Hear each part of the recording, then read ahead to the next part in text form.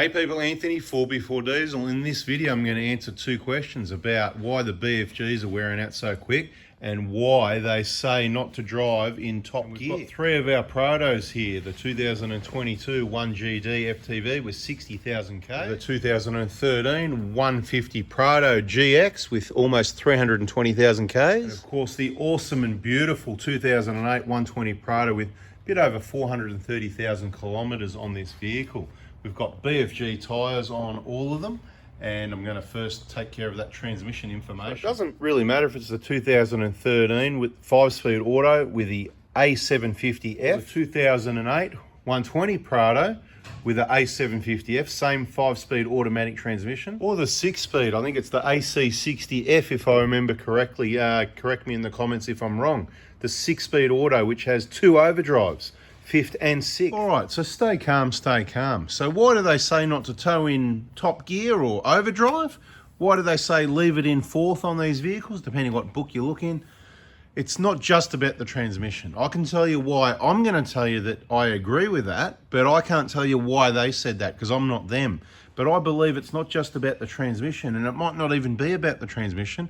It might be about engine temperatures, EGT, and engine load. Yeah, this one's a bit dusty, isn't it? Now, just a little bit of background. I've been specialising in Prados, mainly working on 1KDs and Prados, and Hiluxes, and a few V6s, not many, and some 1KZs, and not much, for over 10 years now, right? Only those. Not that's how long I've been. Only those for about, I'd say over 10 years, something like that. Over 10 years, only those vehicles, you know? That's all I do. So I get to know them pretty well. I get to see a lot of different customers' cars with EGT gauges and, you know, transmission temps, and we've got our scan tool plug-in, trans temps and all that. So I'm really good with knowing the trans temps and where they're at with each of the vehicles, with the 5-speed auto, with the 4-speed auto and the Hilux, the 5-speed and the Pro, this engine, that engine, whatever. Now, so the first part of them saying, oh, don't drive in overdrive, drive in 4th, I think would be if you're in this 5-speed auto here, like this vehicle and the other 150's got, the A750, the one, the 5-speed, we'll just call it the 5-speed. If you're in 5th, as soon as you come to the slightest hill, well, they go really well. They actually hold lock pretty well, so I shouldn't be a bit, I'm kind of want to say they unlock really easily. They sort of do, but they don't. If you're on cruise control, they unlock really easily. There you go. I might even go back to 4th, quite hostile, a bit like that V6, but if you're controlling it with your foot when you come to a hill and you're gently into it, it'll hold lock fairly well. And this is the problem because so that's good. The transmission will keep it cooler, torque converter locked. Check out transmission playlist if you want to know more info. I'm not going to go on about it too much. Automatic transmission playlist on our YouTube channel, right? Okay, so it's staying locked is awesome. If it kicks down to 4ths and locks again is awesome, down to 4th, and that's what happens. It's really good. And there's a few variables with the 6-speed. We'll get to that in a minute, and the older 6-speed, different software as well. What I'm trying to say is, so that's that side of the transmission. You want to keep the torque converter locked to keep it cool because it's what makes the heat. Refer to the automatic transmission playlist. No auto coolers on any of these cars, and they don't need them, okay? Simple as that. Each to their own. You can listen, you can learn, and you can understand, or you can put a cooler on and just keep doing what you're doing. Whatever you want. Spend the money, make it less reliable, whatever. Fitment issues, people didn't do it right, hoses rubbing through, clamps popping off, aftermarket products leaking maybe. You know what I mean? If you're going to get one, kon.com.au, whatever, I just recommend quality companies and just make sure it's installed right, do it yourself, something like that maybe. All right, so, but I think one of the other main issues is that they're talking about is temperature. So you got to remember, Toyota Land Cruiser, LC120, LC150, call it a Prado in Australia if you want, whatever. You can have your little funny thing. Oh, he told me he had a Land Cruiser and then he turned up in a Prado. Thing if you want, but you just don't get it because it's just a Prado in Australia and wherever else they call it a Prado. It's an LC120, it's an LC150. Anyway, whatever, Land Cruiser. LC stands for Land Cruiser, LC200, whatever.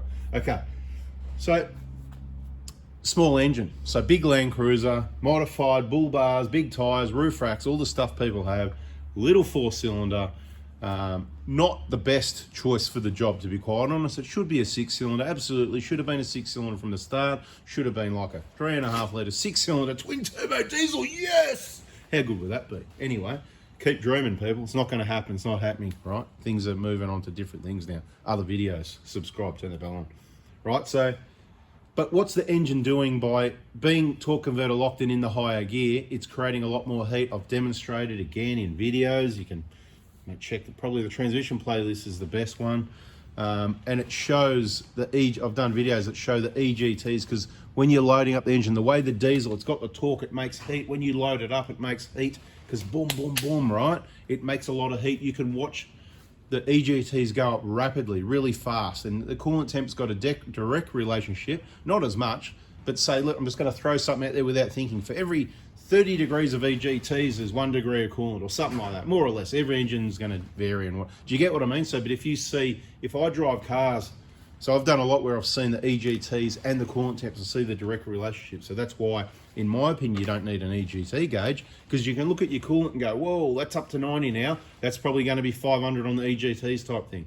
But that's more explained in other videos. So like I said, subscribe, watch the other videos while you're waiting for more, but don't miss any more videos. So engine heat, okay? So combustion temperatures, fatigue to the engine, resulting in whatever's going to fail in whatever type engine. And we know in the 1KD, if it's wrong combustion, we know if it's old flogged injectors, it's documented by Toyota, old flogged injectors, what we're seeing for years now, and it's compounding. It used to be chips, now it's the chips. The biggest thing is the tunes and the remaps. All those vehicles are the people that are contacting me every day going, oh man, I've cracked the piston. What can you do for me? What can you do for me? I've cracked the piston. I've talked to who, you know who, yeah, what can you do for me? Mate, watch the videos, right? At the end of the day, the remaps and the tunes are absolutely hammering the cracked pistons. That's why we have minimal failures with the people that are doing the right maintenance, but sometimes they brought the vehicle with higher cars. Not going into the cracked pistons too much. All right, so that's it, okay? We're gonna move on to the BFG tires. Why are they wearing out so fast? Just quickly before we do though, this is the 6-speed, the 60, okay? The OC60F, something like that. It gets torque converter lock in 3rd, 4th, 5th, and 6th, which is awesome from 2020 onwards with the software remap of the automatic transmission. From 15 to 20, ballpark, it's rubbish. It unlocks, it's the temperatures are terrible. You're not gonna have EGT problems with that engine, because the transmission just won't hold torque converter lock. But you probably still should be towing in 4th, because if you let it go in 5th and 6th, even though it'll unlock and kick down and it won't make the EGTs, it will make your transmission quite warm in comparison. But this one locks up really well, therefore higher EGT. So bigger turbo, more power, more torque, more lockup, more chance something could go wrong. But let's just see, time will tell, because it's only been sort of 3 years since they've been out, right? And these engines just haven't done that many Ks, and it takes time, time will tell. And we've got pictures of people on our Facebook group, hashtag 1GD Forever Crew, with camshafts where the hardening's worn through at 250 or 60,000 Ks, more or less, somewhere around there. You know, oh yeah, and as soon as you talk about the DPF and the time, oh yeah, I've had the DPF issues, I've had the timing chain issues, yep, I'll have those again, and I've had these issues, and those. Anyway, whatever, let's not go there. That's not the video. I want to move on to the BFG tyres. We'll make that quick. I know I talk too much, but isn't it all good information? Hit the like button, catch on the next one. Towing on this one, 4th, again, same story to keep the EGTs down. It's ideal to probably have maybe a scan gauge 3 or whatever, you know, where it gets the EGTs up on the screen if you got one of these. AZ scanners sell those, yep. One of the leading suppliers of, you know, scan tools and stuff like that. Sometimes on our Facebook groups we'll put a discount up. It's probably about time I hit them up and said, hey, how about a discount? So don't go buy one yet if you're thinking about buying one.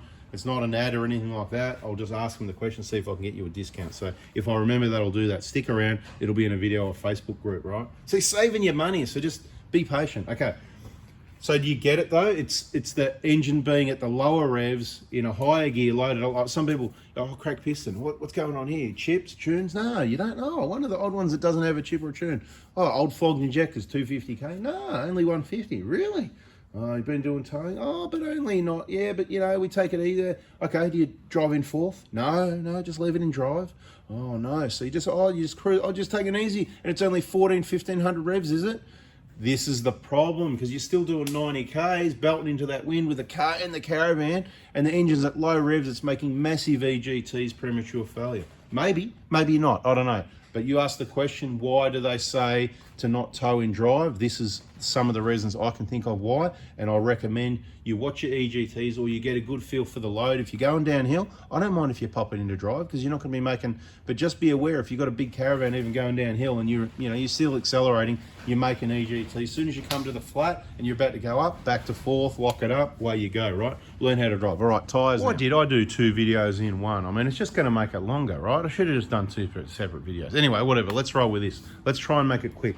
Okay, so this vehicle, I've demonstrated before. We've got a playlist, I think it's called BFG tyres, because we sort of love them, but we hate them. And by the end of this video, I don't think many people are going to be buying them. So if you hung around, then lucky you. I still love them for reliability and grip, but I'm not liking the price tag and how long they don't last anymore. So I'm going to give you some examples, right? This is our 2013, as you can see. Okay, it's got it originally had USA tyres on it from about 2018 manufacture, right?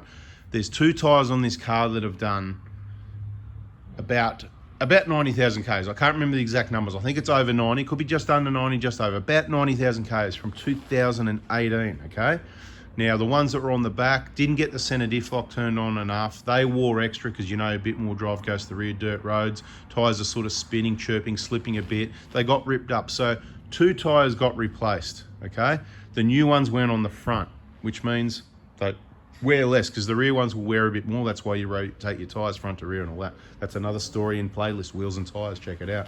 Okay, so the new tyres went on the front. They happen to be made in Thailand, okay? Recently we did a video where we compared where those tyres were in that position, where we said, look, the Thailand ones, they've only done about 30-something thousand Ks, a bit over 30, I think. They were replaced recently. Again, check the BFG playlist, you can see that video.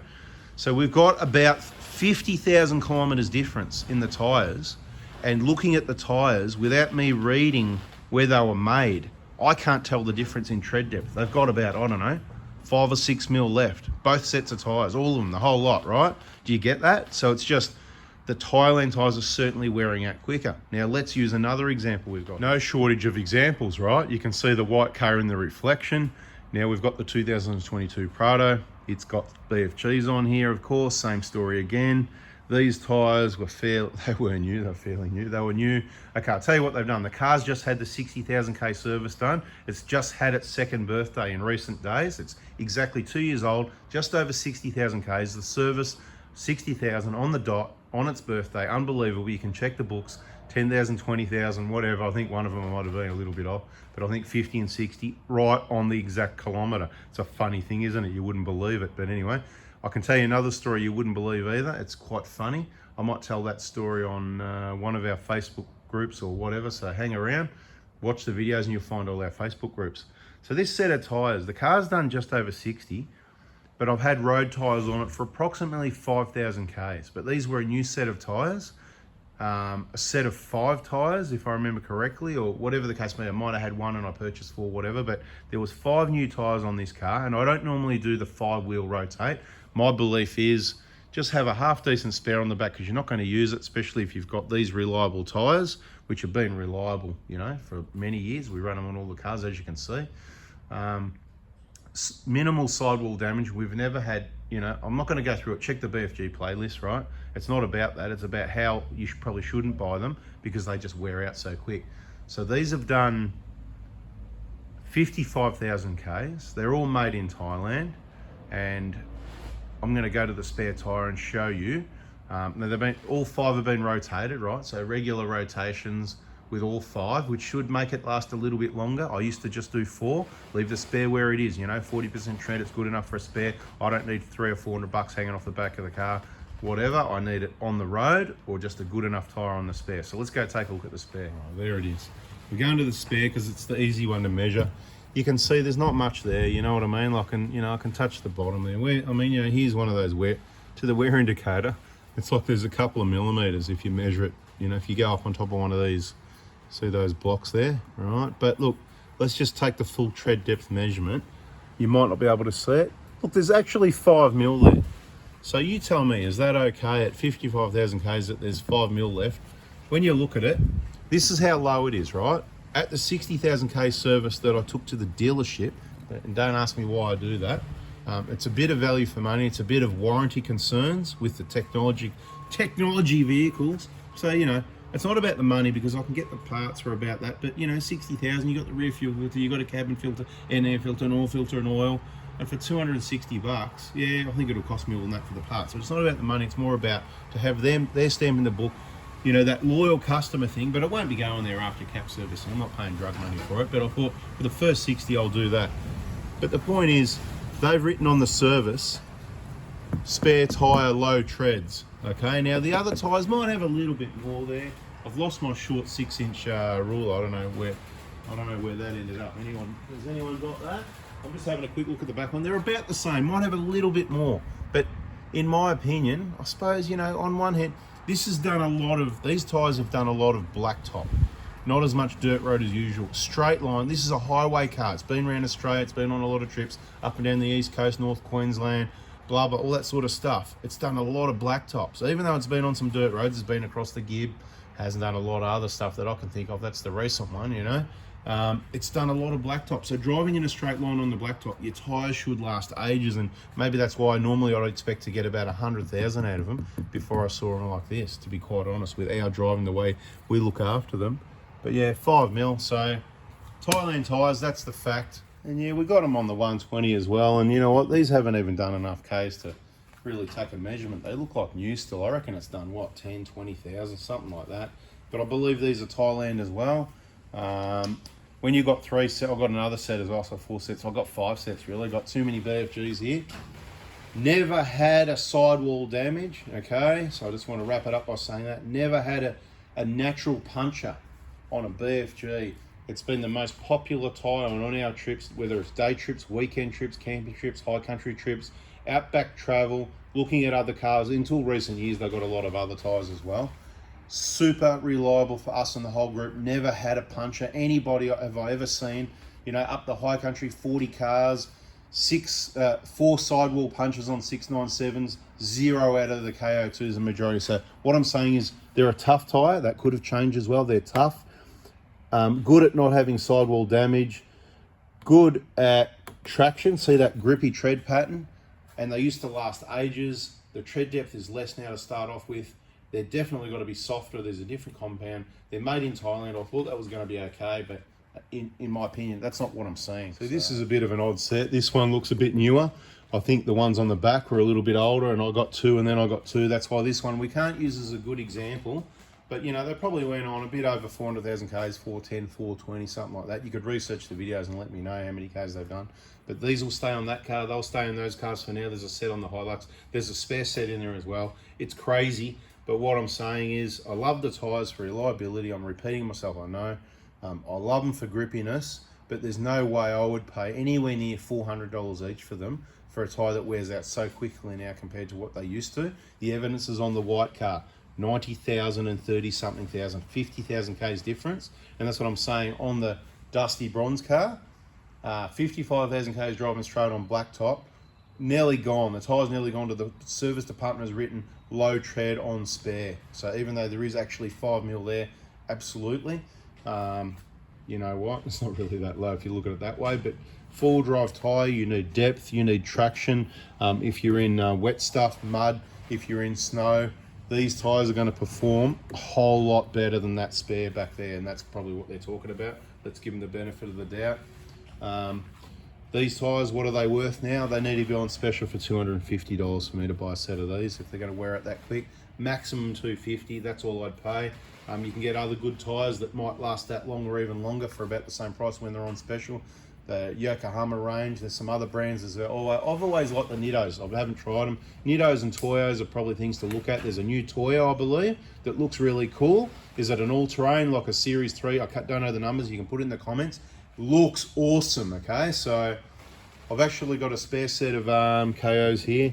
I think I'm going to sell them so then I can spend some money and buy a set of these Toyos because they look really good. But once again, tyres are worth, these are worth about $300 each in my opinion. Tyres generally I'm talking about, if they're going to wear it this quick, $250. Set of Grand Treks last all at 55,000 Ks, and you've got bloody about 5 mil left as well because there's not much on them to start with. They don't wear much, they just start looking empty really quick. All right, I know I've yacked a lot. Hope that helps you understand a bit about my experiences on the BFGs, why I like them and why I don't, to help you make your decision, and why you need to use, let me just go onto the transmission again just for a second. Why you really need to use fourth to keep the converter locked, and it's a lower gear, which means less engine heat, right? So even keeping the converter locked in fourth on big hills, you know, as much as you can be good for the transmission, but not the best for the engine. So where necessary, let it go back to third and fourth and back it off. Just think about the poor little engine, working it hard. If you want it to last, follow the directions, don't tow in those higher gears, use fourth gear. Once again, so these 5 speeds, they lock in only fourth and fifth. So converter lock in fourth's ideally what you want. If it unlocks, no problem. A little bit of unlock isn't going to kill your transmission. It can be like that for a couple of minutes on a hill, whatever. It's not going to make any difference whatsoever. If it's like that for half an hour, a couple of times a year going up a mountain, not going to make any difference really whatsoever. Do your transmission oil changes every 100,000. If you drive it right, tell everybody when you're driving around the 60, 80 zones, always have it in fourth. I've said it in other videos. Check out the playlists. Subscribe, turn the bell on, catch you on the next video, people. Hope that helps. See ya.